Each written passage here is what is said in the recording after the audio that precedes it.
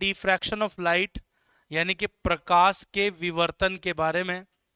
तो सबसे पहले ये जानना जरूरी होता है कि जब हम डिफ्रैक्शन की बात करते हैं तो डिफ्रैक्शन का मतलब क्या होता है। ठीक है, देखिए लाइट के अंदर बहुत सारी घटनाएं होती हैं, प्रकाश के अंदर बहुत सारे इवेंट होते हैं। जिस तरह से आपने समझा रिफ्लेक्शन ऑफ लाइट यानी कि प्रकाश का जो है परावर्तन, रिफ्रैक्शन ऑफ लाइट यानी कि प्रकाश का अपवर्तन, फिर आपने समझा इंटरफेरेंस यानी कि व्यतिकरण को समझा। ठीक है, उसी तरीके से आज हम चर्चा करेंगे डिफ्रैक्शन ऑफ लाइट की। तो जब हम डिफ्रैक्शन के बारे में बात करते हैं तो दोस्तों एक बात हमेशा याद रखिएगा कि डिफ्रैक्शन का मतलब क्या होता है। डिफ्रैक्शन की दो डेफिनेशंस बहुत फेमस है, बहुत इंपॉर्टेंट है। डिफ्रैक्शन को हम क्या कहते हैं, विवर्तन कहते हैं। डिफ्रैक्शन को हम क्या कहते हैं, विवर्तन कहते हैं। तो जब हम डिफ्रैक्शन की बात करते हैं तो डिफ्रैक्शन का मतलब क्या होता है, bending of light through an obstacle. तो इसको शॉर्ट फॉर्म में इसकी डेफिनेशन याद करेंगे। पहली डेफिनेशन याद करेंगे इसकी, क्या होगी, बेंडिंग ऑफ लाइट वेव। ठीक है, बेंडिंग ऑफ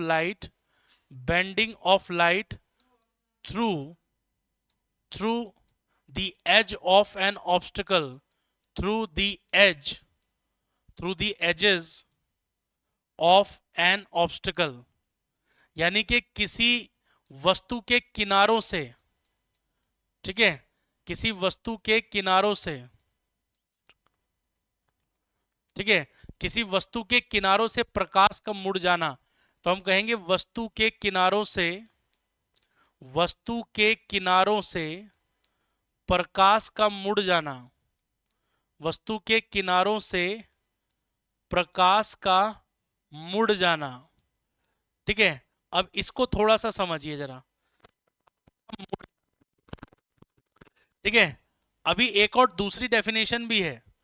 दूसरी डेफिनेशन ये है, हाँ ये भी याद रखिएगा, दो डेफिनेशंस आप याद रखिएगा। पहली डेफिनेशन तो ये है bending of light through the edge of an obstacle, यानी कि किसी अवरोध के कोनों से प्रकाश का मुड़ जाना। या फिर दूसरा डेफिनेशन आप याद रखिएगा, penetration of light waves, penetration of light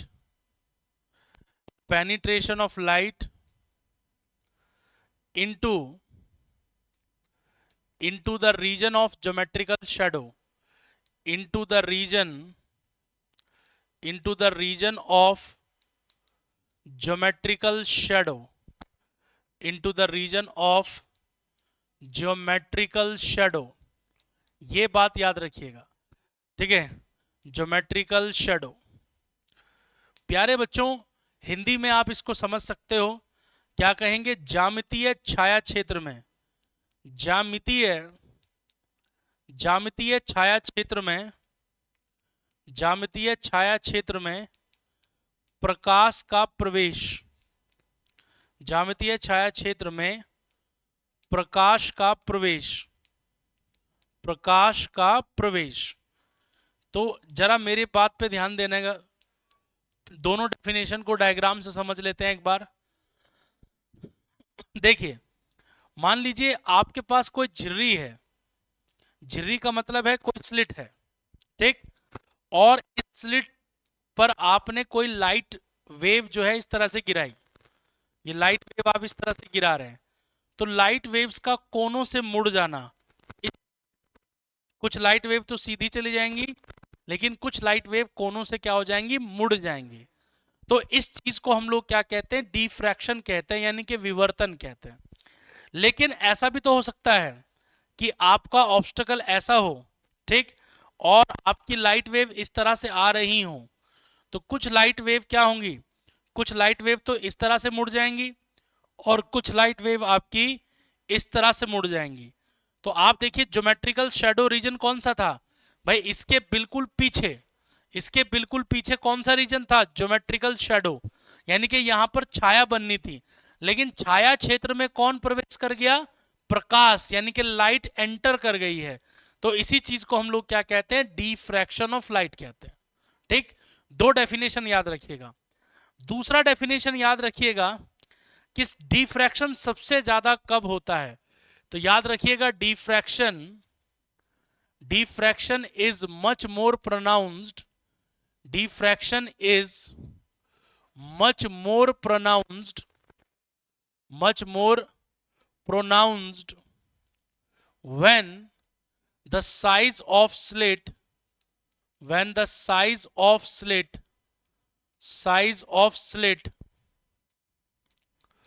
or size of object is comparable to wavelength of light, ठीक है, इस बात को याद रखना, ठीक है, इस बात को याद रखना, बहुत इंपॉर्टेंट बात है ये, टू वेवलेंथ ऑफ लाइट, ठीक। यानी कि हम कहेंगे प्रकाश में सर्वाधिक विवर्तन होता है, प्रकाश में सर्वाधिक विवर्तन तब होता है, सर्वाधिक विवर्तन तब होता है जब झिर्री की चौड़ाई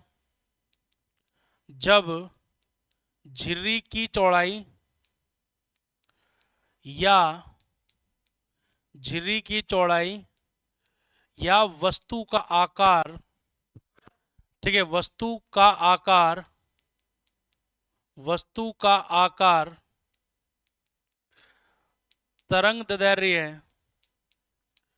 तरंगदैर्घ्य के समान हो, ठीक है, तरंगदैर्घ्य के समान हो। तो ये बात आपको याद करनी है, ठीक है। तो अगर इसको डायग्राम से समझने की कोशिश की जाए कि हम कहना क्या चाहते हैं, तो हम यहाँ डायग्राम बना सकते हैं। देखिए, अगर मैं अलग अलग स्लिट लेता हूँ तो ये लाइट वेव इस तरह से एंटर करेगी, ठीक है, ये डिफ्रैक्शन होगा, ठीक। लेकिन अगर मैं स्लिट का साइज छोटा कर दूं, ये देखिए मैं स्लिट का साइज छोटा कर रहा हूं, तो जितना छोटा आप स्लिट का साइज रखेंगे, डिफ्रैक्शन आपको उतना ही ज्यादा देखने को मिलेगा। तो सबसे ज्यादा डिफ्रैक्शन कब होता है? जब स्लिट यानी कि झिर्री की चौड़ाई नियरली इक्वल हो, किसके? लैम्डा के। ये कंडीशन याद रखना सब लोग, जब डी जो है नियरली किसके इक्वल हो? लैम्डा के इक्वल हो, तो सबसे ज्यादा जो है डिफ्रैक्शन देखने को मिलता है, सबसे ज्यादा डिफ्रैक्शन देखने को मिलता है, ठीक है। अब आगे बढ़ते हैं, अब हम बात करते हैं कि डिफ्रैक्शन ऑफ लाइट में एक एक्सपेरिमेंट है जो कि फ्रॉनहोफर ने किया था, और उसे कहते हैं Fraunhofer single slit diffraction experiment. बहुत इंपॉर्टेंट है, ठीक है। फ्राउनहोफर, देखते चलो जल्दी से, Fraunhofer single slit diffraction experiment, Fraunhofer single slit diffraction experiment, ठीक है। फ्राउनहोफर का एकल झिर्री प्रयोग, इसे हम लोग कहते हैं एकल झिर्री प्रयोग। बहुत इंपॉर्टेंट है प्यारे बच्चों, ये बहुत इंपॉर्टेंट है, जरा आइए समझिए, एकल झिर्री प्रयोग। तो बेसिकली फ्राउनहोफर ने क्या किया था? एक एक्सपेरिमेंट किया था, और उस एक्सपेरिमेंट में उन्होंने प्रैक्टिकली स्क्रीन पर डिफ्रैक्शन पैटर्न को बनाया था, ठीक है। पहले उनके सेटअप को समझ लीजिए, उनका सेटअप कैसा था। उन्होंने क्या किया, एक सिंगल सोर्स ऑफ लाइट लिया, और एक सिंगल सोर्स ऑफ लाइट के सामने उन्होंने एक कॉन्वेक्स लेंस रख दिया। कौन सा लेंस रखा? कॉन्वेक्स लेंस रख दिया, उत्तल लेंस। और इसके सामने बिल्कुल एक झिर्री रख दी, एक स्लिट इसके सामने इस तरह से लगा दी, ये इस तरह से एक स्लिट उन्होंने लगा दिया, एक झिर्री रख दी इस तरह से। इसके बाद उन्होंने जो है एक स्क्रीन यहां पर रखा जहां पर पैटर्न देखना था, और ये स्क्रीन जो है कितना दूर था इससे? Capital D. जिस तरह से यंग का एक्सपेरिमेंट था बिल्कुल वैसा ही है, लेकिन यंग के एक्सपेरिमेंट में 2 स्लिट थी, और यहां एक स्लिट होगी। ठीक है, अब उन्होंने क्या किया, ठीक है, ये जो लेंस इन्होंने L1 लिया है और ये जो स्लिट है आपकी AB, ध्यान से देखते रहिए, जब लाइट वेव इस तरह से जाएंगी, जब लाइट वेव आपकी इस तरह से गुजरेगी तो क्या होगा, ये उनको पैरेलल में कन्वर्ट कर देगा, पैरेलल बीम में। ठीक, अब उन्होंने इन बीम को कलेक्ट करने के लिए एक दूसरा लेंस यहां पर रखा जिसका अपर्चर यानी कि द्वारक थोड़ा बड़ा था। तो ये बड़े अपर्चर का एक कॉन्वेक्स लेंस उन्होंने यहां पर रखा, बड़े अपर्चर का कॉन्वेक्स लेंस। ठीक, तो कुछ लाइट वेव बिल्कुल सीधी चली गई, कुछ लाइट वेव बिल्कुल सीधी चली गई, उनमें कोई डिफ्रैक्शन देखने को नहीं मिला और वो जाकर कन्वर्ज हो गई कहां पर, स्क्रीन के सेंटर पर। ठीक है, कहां पर, स्क्रीन के सेंटर पर। बच्चा आप सभी लोग जानते हो जब लाइट वेव एक दूसरे से मिलती हैं तो वहां पर अध्यारोपण होता है, यानी कि सुपर पोजिशन होता है, और सुपर पोजिशन की वजह से या तो वहां कंस्ट्रक्टिव इंटरफेरेंस होगा या फिर डिस्ट्रक्टिव इंटरफेरेंस होगा।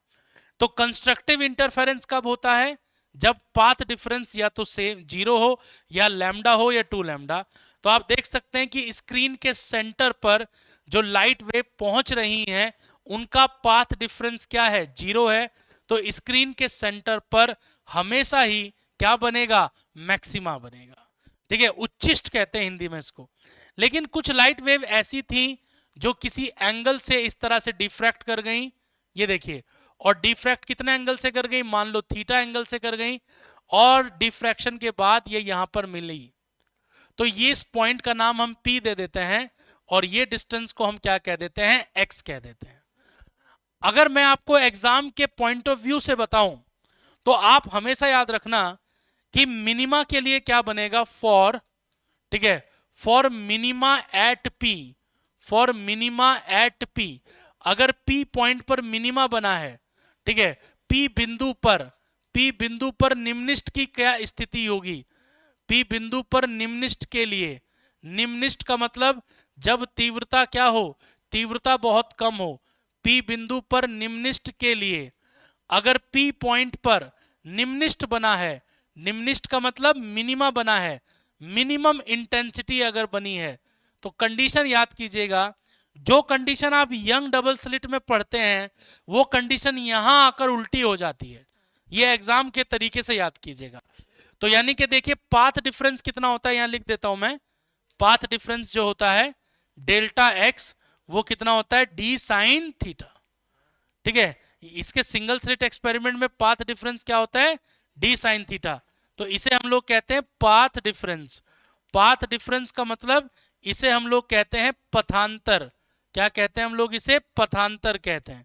ठीक है, अब ध्यान से समझिएगा, अगर निम्निष्ट बना है, P पॉइंट पर अगर निम्निष्ट बना है तो path difference delta x is equal to होगा एन लैम्डा, जबकि सॉरी, जबकि delta x is equal to n lambda Young double slit में किसकी कंडीशन थी, मैक्सिमा की, और यहां किसकी होगी, मिनिमा की। बस इतना याद कर लीजिए पेपर के लिए।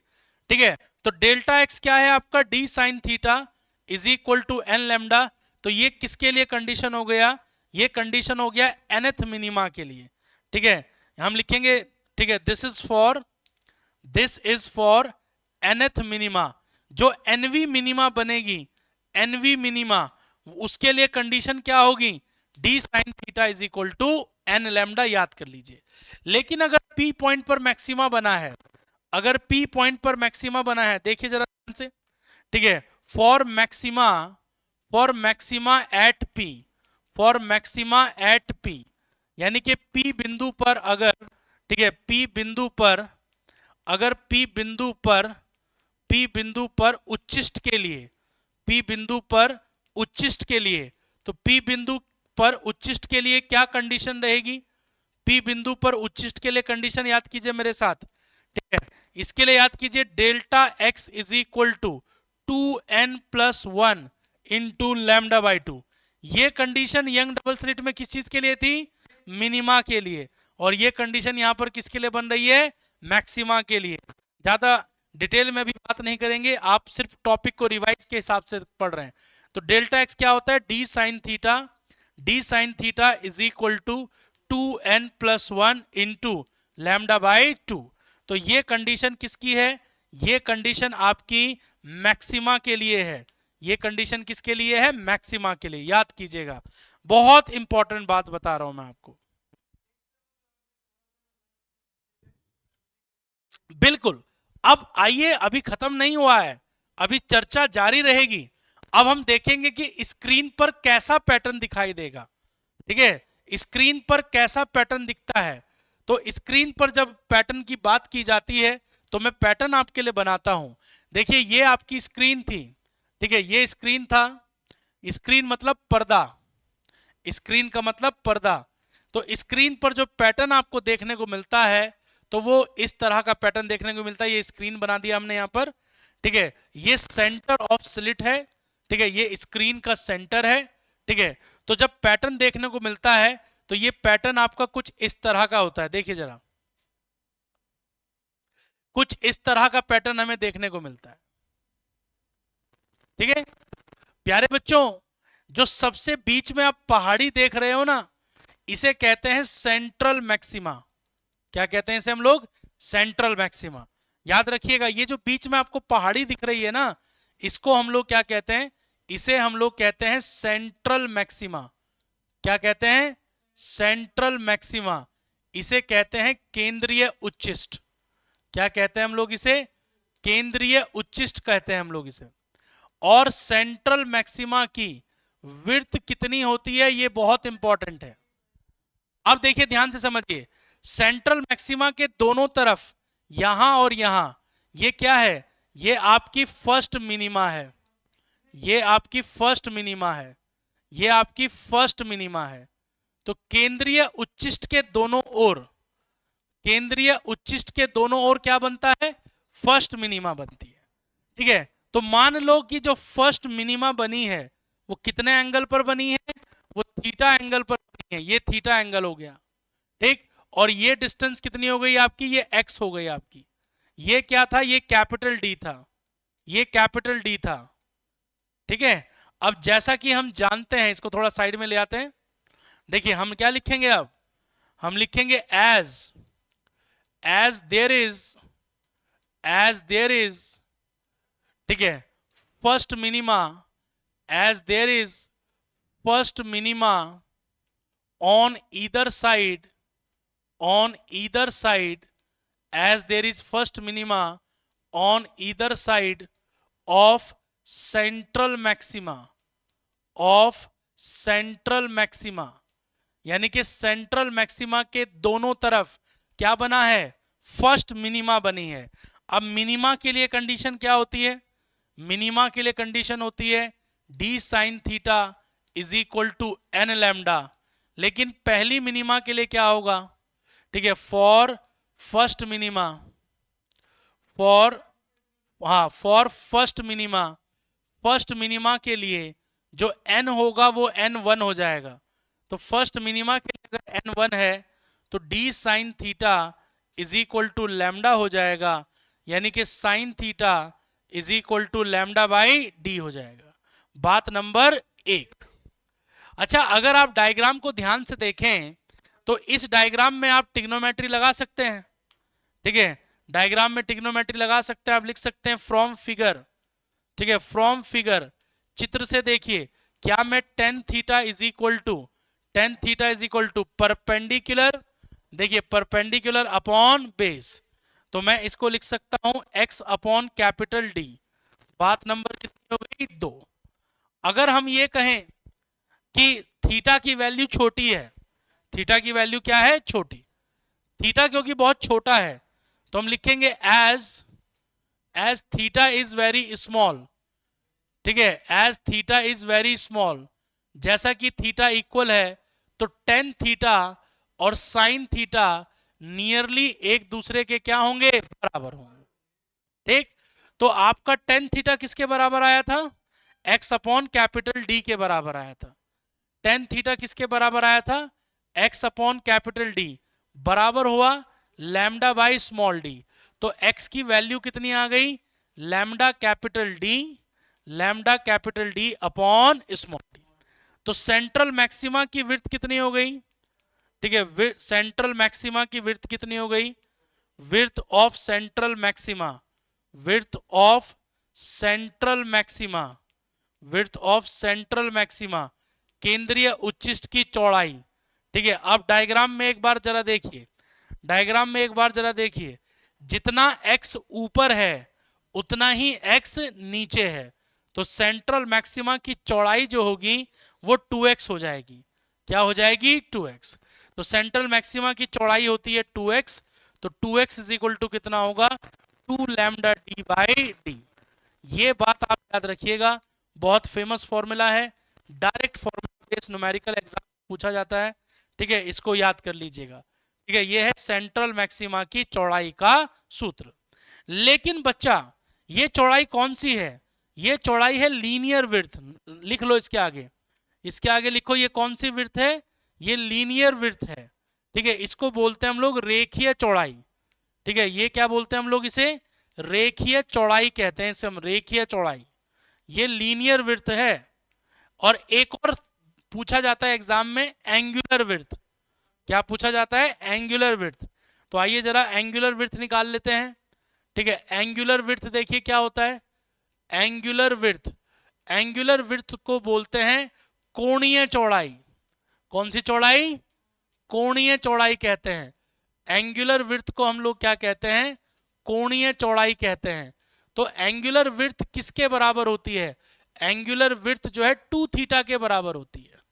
किसके बराबर होती है? 2 थीटा के।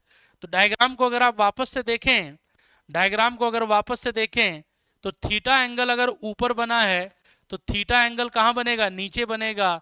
तो एंगुलर चौड़ाई यानी कि angular width theta plus theta कितनी हो जाएगी? 2 थीटा हो जाएगी। चलिए, बिल्कुल बहुत इंपॉर्टेंट क्लास है। तो थीटा और थीटा क्या हो जाएगा? 2 थीटा। सो एंगुलर विड्थ कितना होगा? एंगुलर विड्थ आपका 2 थीटा होगा। ठीक है, एंड ये बात भी याद रखिएगा, साइन थीटा किसके बराबर था? साइन थीटा जो है लैम्डा बाई डी के बराबर था फॉर स्मॉल एंगल।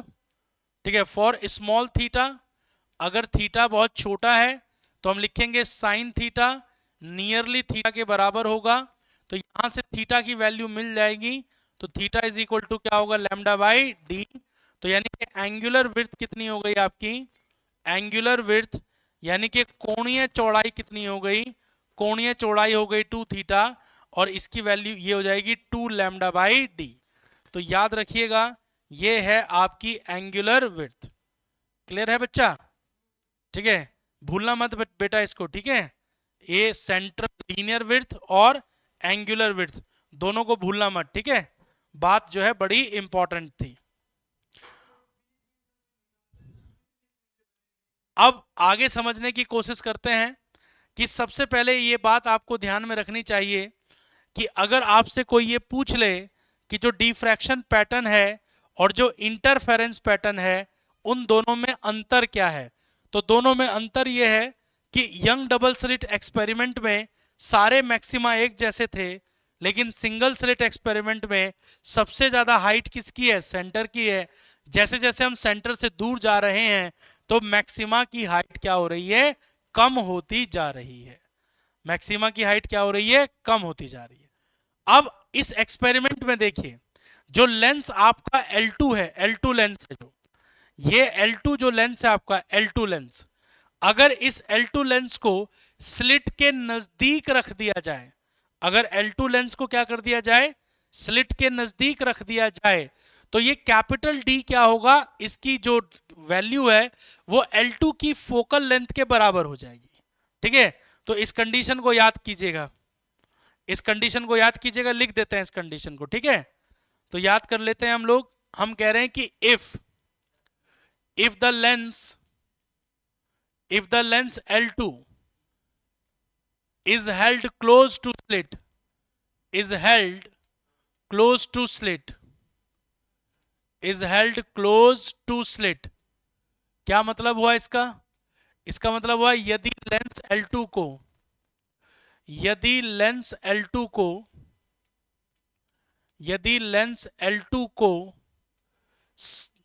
झिर्री के समीप रख दिया जाए, यदि लेंस L2 को झिर्री के समीप रख दिया जाए, समीप रख दिया जाए, ठीक है, अगर आप इसको इसके नजदीक रख रहे हैं तो जो आपका कैपिटल डी है वो नियरली किसके इक्वल होगा, एफ के इक्वल होगा, और एफ क्या है, फोकल लेंथ है, ठीक है, एफ क्या है, फोकल लेंथ ऑफ लेंस, ये लेंस की फोकस दूरी है, ठीक। तो फॉर्मूले बदल जाएंगे, तो जो आपकी लीनियर विड्थ होगी, ठीक है, linear width of central maxima, linear width of central maxima, CM लिख रहा हूं मैं, तो वो थी 2x, और 2x किसके बराबर था, 2 लैम्डा डी बाई डी, लेकिन कैपिटल डी किसके बराबर आया, एफ के, सो 2 लैम्डा एफ बाई डी आ जाएगा, ठीक है, बिल्कुल। अब एंगुलर विड्थ भी आप निकाल सकते हो, ठीक है, कोणीय चौड़ाई निकाल सकते हो, तो कोणीय चौड़ाई पर तो कोई असर पड़ता हुआ दिख नहीं रहा है हम लोग को, तो एंगुलर विड्थ जो होती है, angular width of central maxima, ठीक है, angular width of central maxima, angular width of central maxima, central maxima की एंगुलर विड्थ वो होगी 2 थीटा, और 2 थीटा होता है lambda by D, so 2 lambda by D, इस पर कोई असर नहीं पड़ेगा क्योंकि ये कैपिटल डी पे डिपेंड करता ही नहीं है, क्लियर है।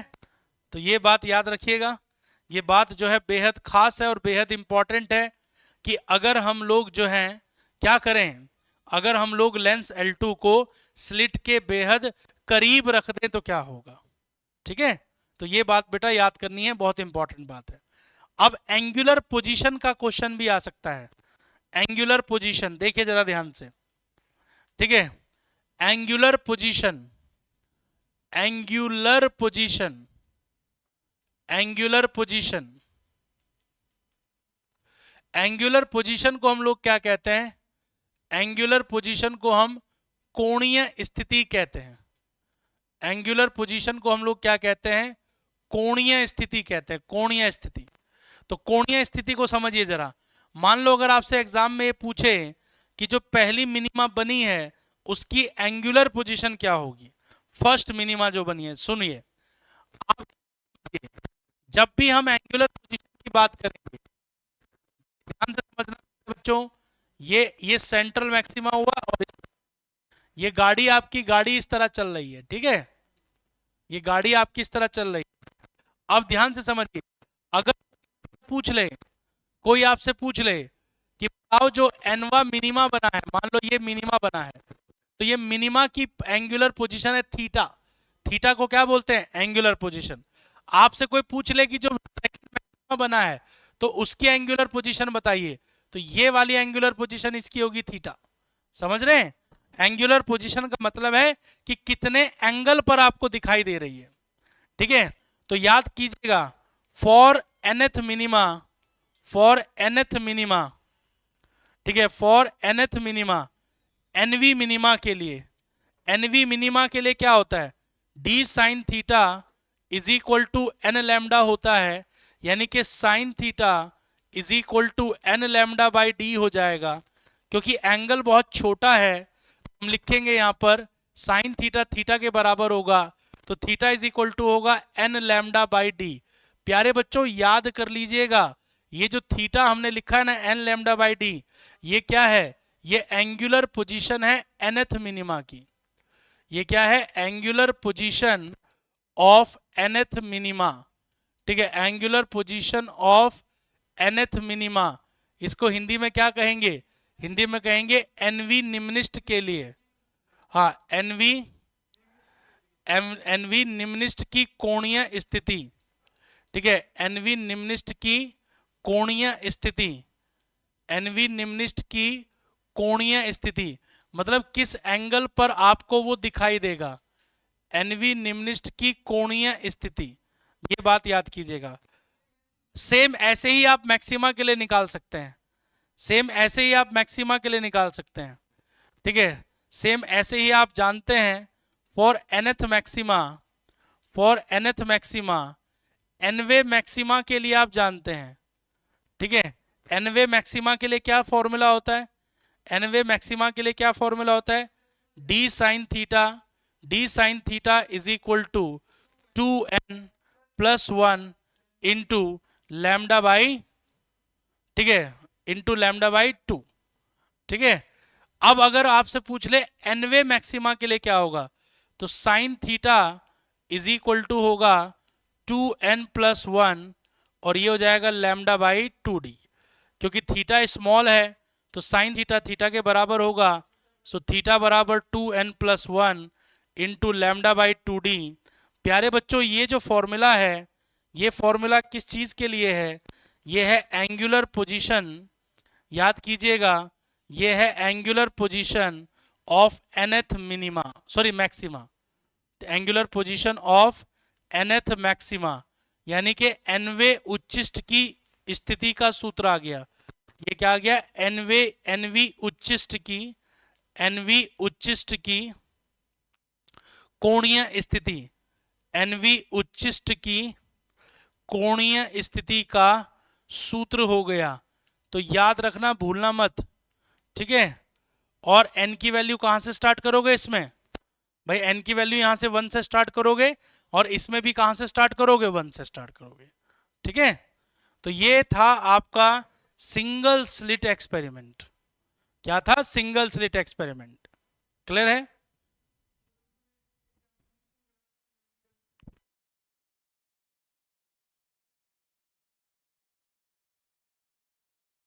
आपको मैं एक इंपॉर्टेंट नोट बताता हूं। देखो सिंगल स्लिट एक्सपेरिमेंट तो खत्म हुआ, सिंगल स्लिट एक्सपेरिमेंट तो खत्म हुआ, लेकिन अगर आपसे कोई ये पूछ ले, ठीक है, हाँ, यंग डबल स्लिट का एक बहुत इंपॉर्टेंट कंसेप्ट है, ठीक है, बहुत इंपॉर्टेंट कंसेप्ट है, वेरी इंपॉर्टेंट कॉन्सेप्ट, ठीक है, बहुत इंपॉर्टेंट कंसेप्ट है कि अगर यंग डबल स्लिट एक्सपेरिमेंट में in YDSE Young double slit experiment में maximum number of fringes, maximum number of fringes, अगर आप कोई आपसे पूछ ले मैक्सिमम नंबर ऑफ फ्रिंज, अगर आपसे कोई पूछ ले कि अधिकतम कितनी फ्रिंजें बनेंगी, मैक्सिमम कितनी फ्रिंज बनेंगी, ठीक है, तो हमेशा याद रखना मैक्सिमम फ्रिंज बनने के लिए आप हमेशा याद रखिएगा d sine theta is equal to lambda sine theta is, तो यहां सॉरी एन लैम्डा, ठीक है, for maximum number of fringes, for maximum fringes अगर आपको अधिकतम फ्रिंजेस चाहिए तो क्या होना चाहिए, डी बराबर हो जाएगा एन लैम्डा, साइन थीटा को 1 ले लेंगे, ठीक है, और एन इज इक्वल टू क्या होगा, एन इज इक्वल टू होगा डी बाई लैम्डा। अब ध्यान से समझना, फॉर एग्जाम्पल उदाहरण के तौर पर n की वैल्यू कितनी आई, 3 आई, ठीक है, उदाहरण के तौर पर, ठीक है, ये हमने मान लेते हैं कि n की वैल्यू 3 आई, तो n अगर 3 आया है तो कैसा पैटर्न होगा, देखो स्क्रीन पर एक सेंटर पे तो बनेगा ही बनेगा, और n कितना आया है, 3, तो 3 आया है तो एक ऊपर +1 +2 +3, ठीक है, मतलब अगर n की वैल्यू 3.5 आएगी तब भी आपको 3 लेना है, मतलब आपको क्लोजेस्ट इंटीजर लेना है, और n की वैल्यू अगर 4.5 आई है या 4.2 आई है तो 4 लेना है, ठीक। तो 3 आया था तो 1 2 3 ऊपर, और ये हो जाएगा आपका -1 -2 -3 नीचे, तो टोटल कितनी फ्रिंजेस दिखाई दे रही हैं, टोटल आपको 7 दिखाई देंगे, इसमें टोटल कितने दिखाई देंगे आपको, 7। तो अगर यंग डबल स्लिट एक्सपेरिमेंट में आपसे मैक्सिमम नंबर ऑफ फ्रिंज पूछा जाए तो ये याद रखना n is equal to lambda by D निकाल लेना पहले। जब n is equal to lambda by D आ जाएगा तो n को देखना n कितना आया, ठीक है, मान लो n 3 आया, 4 आया, 5 आया, तो 0 तो होगा ही होगा, अगर 5 आया है तो 5 ऊपर 5 नीचे, 5 और 5 10 और एक बीच वाला 11, ठीक है। बस ये कॉन्सेप्ट को भूलना नहीं है, ये कॉन्सेप्ट जो है बहुत इंपॉर्टेंट था आपके लिए, ठीक है। चलो अब जरा एक और बात समझ लो, एक और नियम समझ लो, छोटा सा नियम है, उस छोटे से नियम को हम क्या कहते हैं? उस छोटे से नियम को हम कहते हैं ब्रूस्टर्स लॉ। ठीक है, ब्रूस्टर्स लॉ कहते हैं हम लोग इसे, ब्रूस्टर का नियम, ब्रूस्टर का नियम कहते हैं, ब्रूस्टर का नियम। ठीक है, तो देखिए ब्रूस्टर ने क्या कहा था? ब्रूस्टर ने यह कहा था कि किसी ग्लास स्लैब पर अगर कोई अनपोलराइज लाइट आ रही है, कौन सी light? Unpolarise light. Unpolarise light का मतलब है अध्रुवित प्रकाश। अगर अनपोलराइज लाइट आ रही है, अनपोलराइज लाइट, ठीक, और वो एक ऐसे एंगल पर गिरे, वो एक ऐसे एंगल पर गिरे जिस एंगल पर एक लाइट रिफ्लेक्ट हो जाए, एक रिफ्रैक्ट हो जाए, और दोनों के बीच में कितना कोण हो? 90 डिग्री। तो ये वाली लाइट क्या होगी?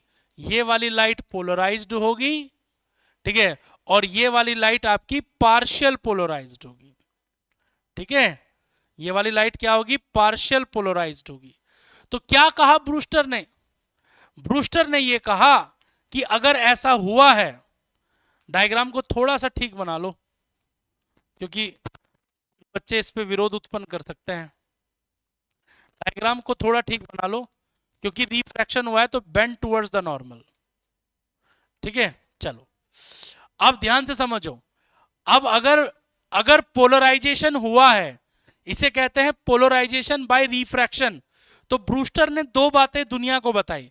ब्रूस्टर ने कहा कि म्यू बराबर क्या होगा? 10 आईपी, यानी कि किस कोण पर ऐसा होगा उस कोण को आईपी कहते हैं।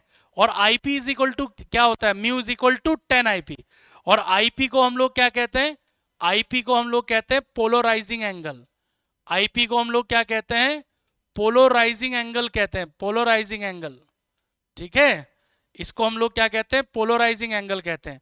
और साथ ही साथ याद रखना कि जो रिफ्लेक्टेड रे है आपकी, रिफ्लेक्टेड रे और जो आप रे है, रिफ्लेक्टेड रे एंड रिफ्रैक्टेड रे, दोनों की दोनों क्या होंगी?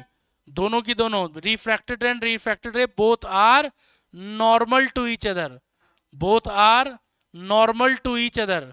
ठीक है, ये कहानी याद रखना, भूलना मत, ये बहुत इंपॉर्टेंट कहानी है। यानी कि जो आपकी परावर्तित किरण है, परावर्तित तथा अपवर्तित, परावर्तित तथा अपवर्तित किरण, परावर्तित तथा अपवर्तित किरण दोनों परस्पर लंबवत होंगी। दोनों क्या होंगी? दोनों परस्पर लंबवत होंगी। परस्पर क्या होंगी? लंबवत, परस्पर लंबवत होंगी, याद रखिएगा। ठीक है, ये कहानी भूलना मत मेरे दोस्त, ये कहानी बड़ी इंपॉर्टेंट है। ठीक है, अब देखिए ब्रूस्टर का नियम भी रिवाइज हो गया। एक नियम होता है जिसे हम कहते हैं मैलस, लॉ ऑफ मैलस, उसको भी रिवाइज कर लेते हैं। ठीक है, law of malleus, law of malleus, इसे कहते हैं मैलस का नियम, इसे कहते हैं मैलस का नियम, लॉ ऑफ मैलस, मैलस का नियम। मैलस ने क्या कहा? मैलस ने, हम जानते हैं, देखिए कोई हमारे पास कोई पोलराइज है, पोलरॉइड, ठीक है, या फिर आप इसको कहते हैं पोलराइजर, पोलराइजर, पोलराइजर को हिंदी में क्या कहते हैं? ध्रुवक। तो हमेशा याद रखना कि जब जब पोलराइजर पर कोई लाइट की इंटेंसिटी पड़ती है, मान लो 2I0 इंटेंसिटी है, और ये जब इसके अंदर से गुजरेगा तो इंटेंसिटी कितनी रह जाएगी? I0। तो सबसे पहले याद रखना, सबसे पहला जो पोलराइड होता है वो इंटेंसिटी को आधा कर देता है। अब इसके बाद अगर तुम फिर से एक और पोलराइजर रख दो, लेकिन इसका नाम इस बार पोलराइजर नहीं रहेगा, इस बार इसका नाम रहेगा एनालाइजर। है तो ये भी पोलराइड ही, लेकिन नाम बदल गया, नाम हो गया एनालाइजर। नाम क्या हो गया? एनालाइजर। हिंदी में कहेंगे विश्लेषक।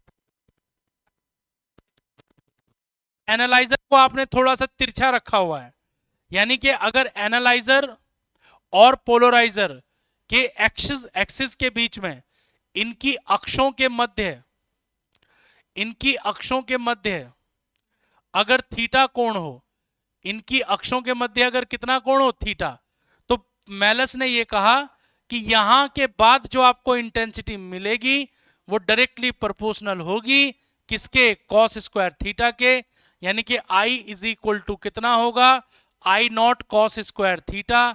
इस छोटे से नियम को कहा जाता है मेलस। समझ गए?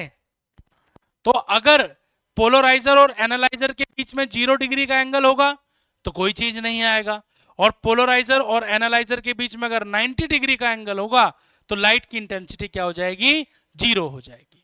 ठीक है, तो ये इंपॉर्टेंट टॉपिक्स थे जो आज हमने रिवाइज करे। आपका बहुत बहुत शुक्रिया, बहुत बहुत धन्यवाद। ठीक है, तो इन टॉपिक्स का पीडीएफ भी आपको मिल जाएगा। ठीक है, तो आज की कक्षा में इतना ही, मिलते हैं फिर अगली क्लास में किसी नई चर्चा के साथ।